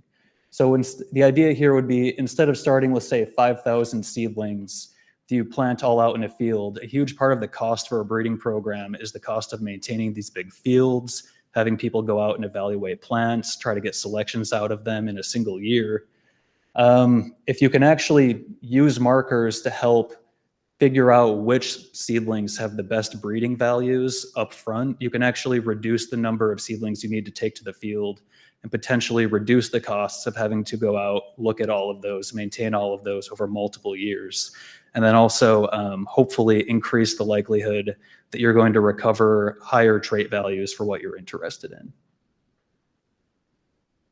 So the experiment design for this project, we started with the Breeding Insight group back in 2020, and we targeted the 2016 and 2017 seedlings in the blueberry breeding program. And so the pros of this approach is that we had a huge population to get really deep data from, and we really represented a lot of genetic diversity. The cons are by looking at so many things, because they're seedlings, they don't have replication. But we're still, as you'll see later, we're still able to actually get some decent accuracies out of this data. So we collected phenotypic information from 2020 to 2023. In 2022 and 2023, we were able to expand our data collection with NCSFR support to include things like post-harvest quality, firmness after 6 weeks in a cooler, and purchase a Fruit Firm 1000 machine to get better firmness data out of this. And we also began working with Breeding Insight to start implementing Fieldbook instead of pen and pad. So we're doing digital data collection in the field that could be directly uploaded to databases that you can then analyze the data in, which is really helpful. So this is an overview of some of our phenotyping we were doing. In the spring, we would start collecting bloom dates, plant height, and looking at plant dieback. And we moved into looking at ripening dates as the season progressed. Once we started harvesting fruit, we'd look at fresh firmness, weight, flavor and appearance were subjective, but also fruit size, fruit scar, and then we'd freeze the samples, and then we'd look at fall, a lot of those traits are actually pH, acidity, and Brix we're actually looking at in the fall from frozen fruit. And then we would put a subset in a cooler for 6 weeks and then remeasure firmness and look at mold growth. And so we're getting a really good range of traits out of this large population. So as far as the data collection goes, setting aside even the genomic prediction, having this support and being able to get this really deep data from this breeding population helped us to identify additional valuable seedlings from the 2016 and 2017 populations. Even in cases where you have negatively correlated traits, for example, things like fruit size versus Brix, we're able to identify things that had large fruit and high Brix. We're able to identify things that had very good firmness even after 6 weeks, which was a priority for the program, and also low mold after 6 weeks. And yeah, so this was really useful just in identifying additional valuable genetics out of the program. So after that, we got our genetic marker data by working with Breeding Insight. Breeding Insight developed this marker platform containing 3,000 probes targeting 3,000 loci. And we shipped about 5,000 seedlings to Diversity Arrays Technology, who worked with Breeding Insight to build this DART tag platform. And we found that across the 3,000 locations in the blueberry genome that this marker platform targets, we actually identified 10,822 polymorphic sites that were usable as genetic markers. So this was plenty for what we need to do for genomic prediction. So this platform that Breeding Insight developed, which is the lowest cost genetic marker platform in blueberry to date that can give you thousands of markers back, we at least showed so far it definitely works well. We get a lot of recoverable data out of it. So that was a really positive sign. So the first thing we did was we tested for the presence of major genes. So something that if you can get away with it that you'd rather do than genomic prediction is if you can find individual genes that can really predict things like Brix or acidity or fruit size, you can use one or just a handful of markers to try to predict that trait, which is a lot more affordable, a lot simpler to do. In many cases, we can do that in-house instead of having to send out samples.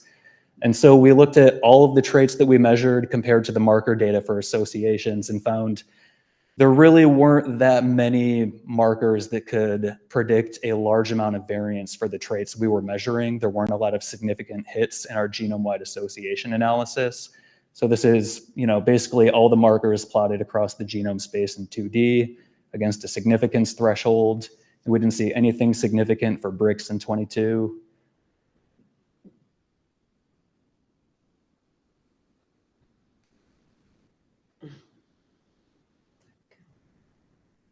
Didn't see anything significant for acidity in 2022.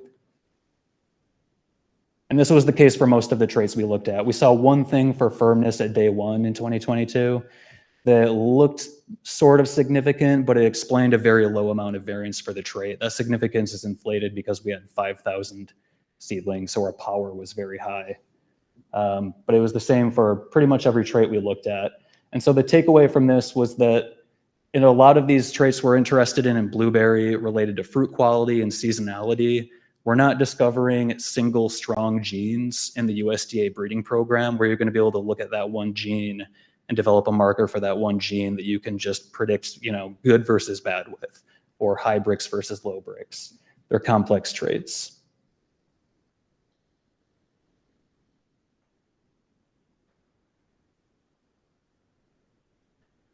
So after that, what we did was we looked at the genetic heritability of these traits to make sure these are actually things that the markers can explain a lot of the variance for. What we found is even though we couldn't predict, we didn't have significant individual markers that predicted these values, we actually had a pretty high heritability for most of these traits, which means the marker data in total explains most of the variance observed in them, which means you can still explain these traits with your markers. You can still predict them. You just can't do it with any one or handful. You need hundreds, potentially more, that are distributed across your genome to capture the effects of many genes that are basically covering every chromosome. And this is really what genomic prediction is built for. And so we moved on to start trying to do genomic prediction as opposed to looking at whether we could just do marker-assisted selection. So this is just a basic schematic of how genomic prediction works. Really, the idea is that you're going to have a training population that represents a subset of diversity from your breeding material. You measure trait values and look at the genetics of that training population, develop a genomic selection model from that training population, and then you can use that with a larger breeding population that's just been genotyped to predict their actual trait values, and then use that in your selection.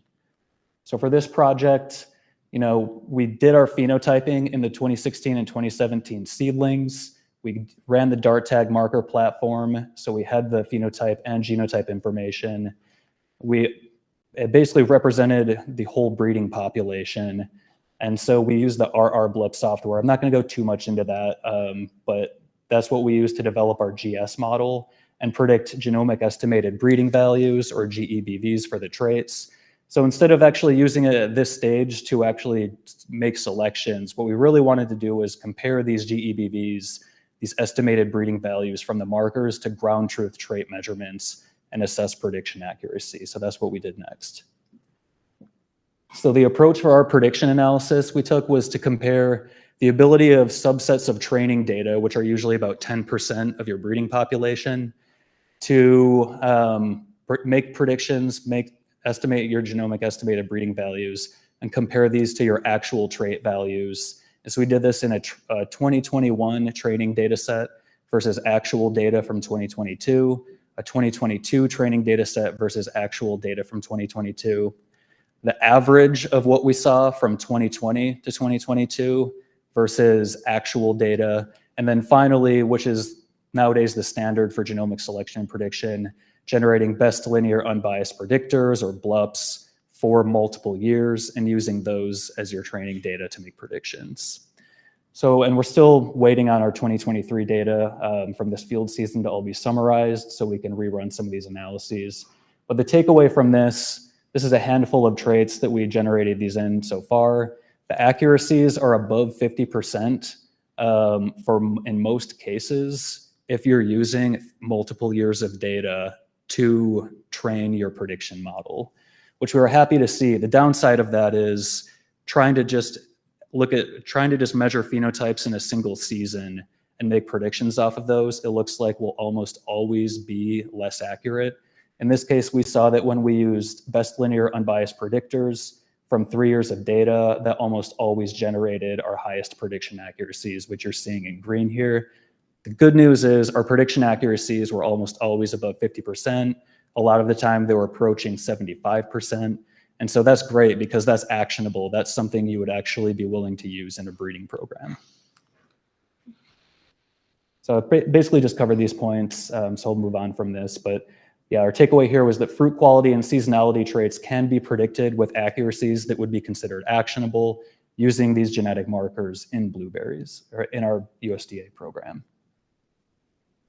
And this is just a table to highlight what I was showing you before. So looking at accuracies in this column, which is training data from 2021, predicting 2022 trait values. This is training data from all 3 years, generating best linear unbiased predictors, predicting your values. You see a significant increase when you're using multiple years each time. And so again, I think this is potentially a downside, is that the work you would have to expend to generate really high quality training data to have good predictions is going to be a pretty big input as far as time and labor. So here's just an example for what we saw with fruit mass using 3 years of training data. We saw a correlation of 75 between the genomic estimated breeding values and the actual trait values in 2022.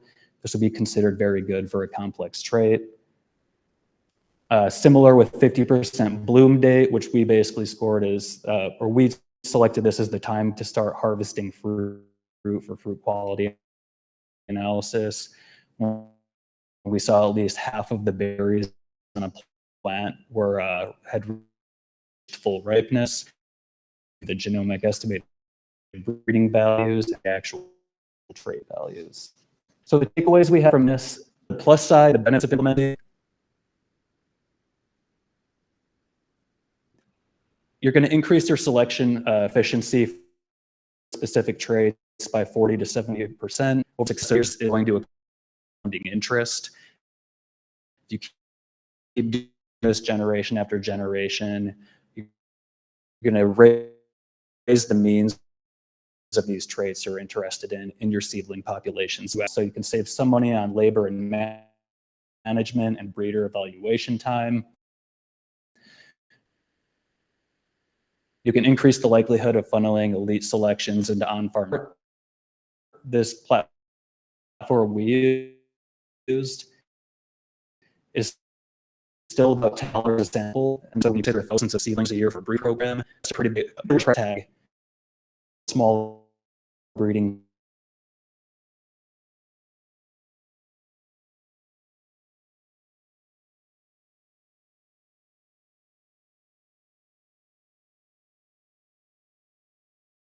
difficulty.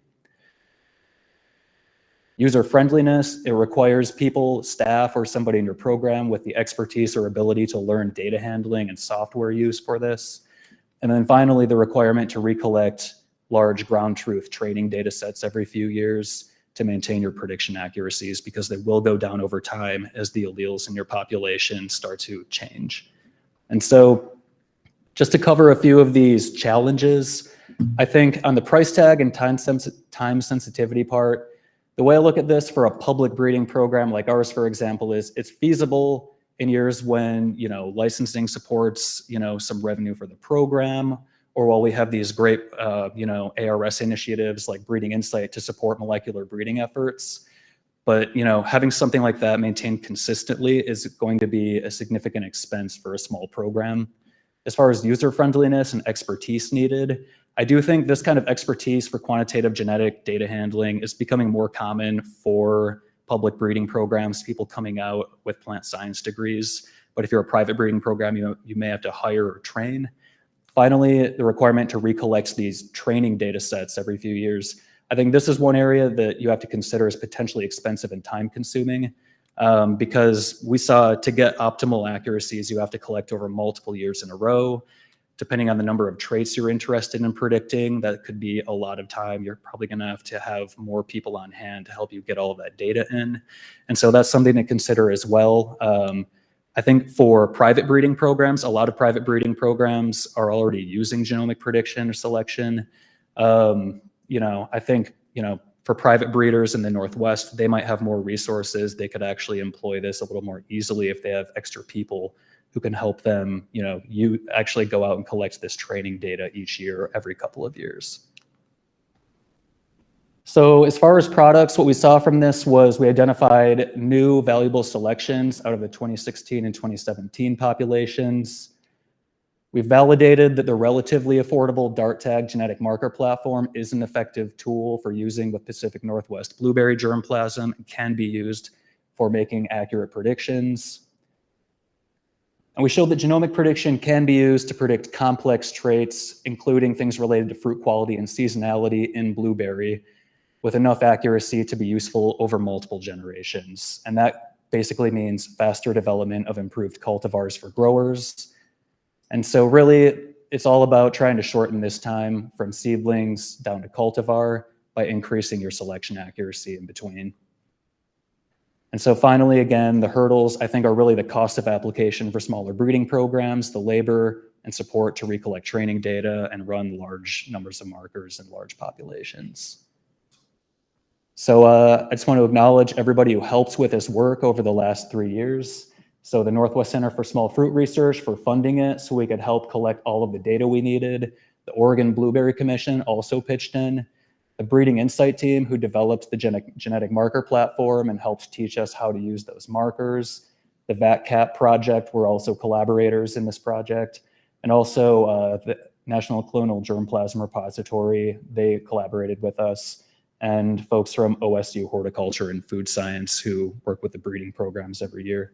And finally, I need to make sure to acknowledge Claire Luby, who was the breeder for most of this time, and Lily Hislop, the postdoc, who spearheaded most of the work that went into this project. So I just want to shout them out as well. And that's all. So I'm happy to take any questions.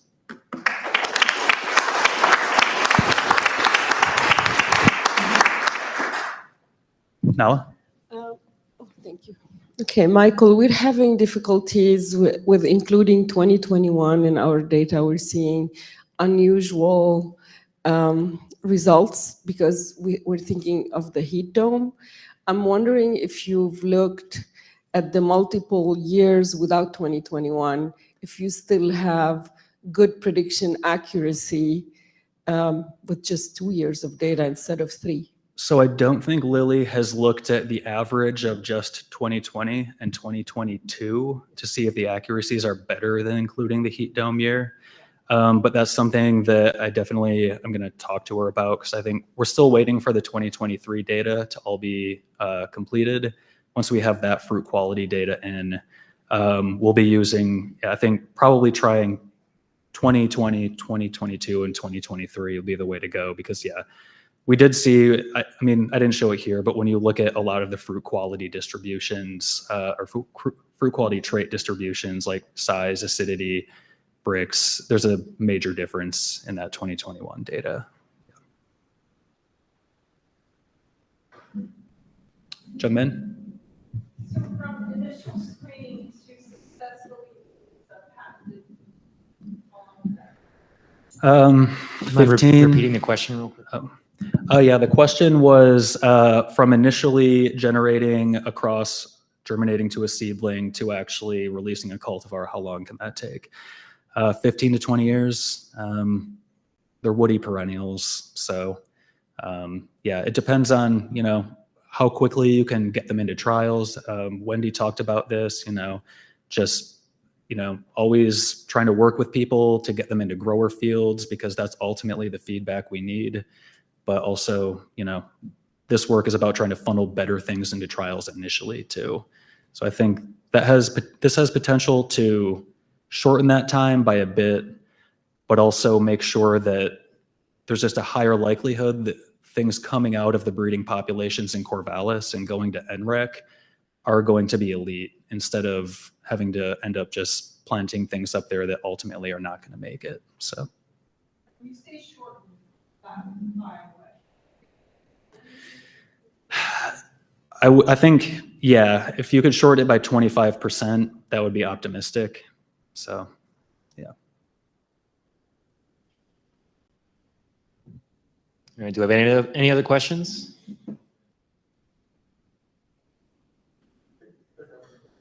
Sure.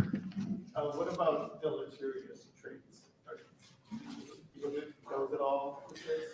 So for this initial part of the project, we just looked at fruit quality traits and then ripening times and bloom times. By deleterious, do you mean like disease related or? So initially we were going to look at mummyberry, but we just never really saw it in the field. So there wasn't enough representation to be able to actually really do any analyses with it. Same thing with shock virus. But, you know, Claire had been, I think, working on a plan to look at shock in the population, but when Claire Luby left, I think that kind of was left incomplete. So we stuck with the traits we were already measuring at the time. We were able to add post-harvest fruit quality measurements though, and that's going to be a follow-up publication to what Lilly is working on right now, where we look at a lot of the fruit quality traits, but after 6 weeks to see, yeah, if we can predict things, you know, that can handle up to 6 weeks of storage. Was the heat dome any good for finding things that had some tolerance? Potentially, but I'm always hesitant to, because when you're looking at 5,000 things, you know, you're seeing 5,000 things in that 1 year for that trait. So usually if I wanted to tell somebody, you know, this genotype is heat tolerant, I would want to see that thing grown over multiple years, multiple trials where I've seen the fruit quality more than once, go through that stress so I have confidence in it. Because sometimes you see something when you're walking through the seedlings one day, it looks great, and you select it, and then it gets to the trials, and it's like, wow, this really doesn't look the same as what I thought it would. So I think just from having that one heat dome, it's hard to say. So yeah. Maybe intolerance. Definitely intolerance for sure. Michael. Sorry, I have one more question. You know, how did the breeder make the selections in these fields? So you had multiple years, and then you use phenotypic information, taste, as well as genomic estimated breeding values. So how were the selections made? Yeah, so these were actually older seedling fields that normally would have been taken out by now. And so we kept them for this sort of breeding insight project. So usually we can't do actual quantitative data collection at this scale in our seedlings, and that's what this NCSFR funding supported. And so that allowed us to actually have hard data over multiple seasons on things to say, we know this thing over multiple seasons produced large fruit with high Brix, for example. I think another real benefit was the interaction with the Vaccinium Coordinated Agriculture Project, because they generated additional added value information that the Breeding Insight project alone wasn't, like chemistry data that's then also allowing us to pull things out of that population that could be valuable based on some fruit chemistry.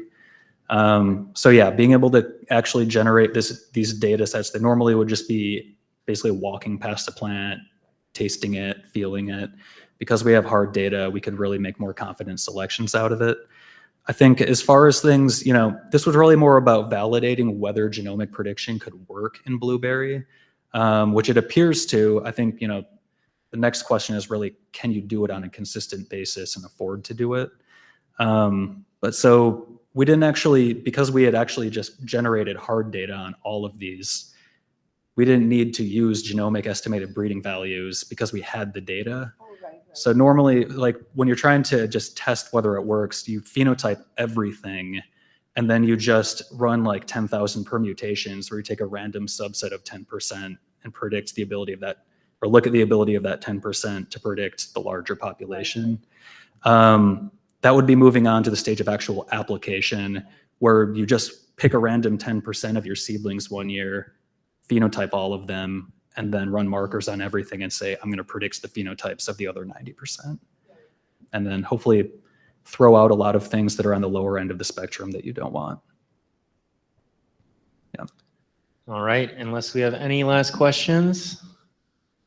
All right, thank you, Michael. Mm-hmm.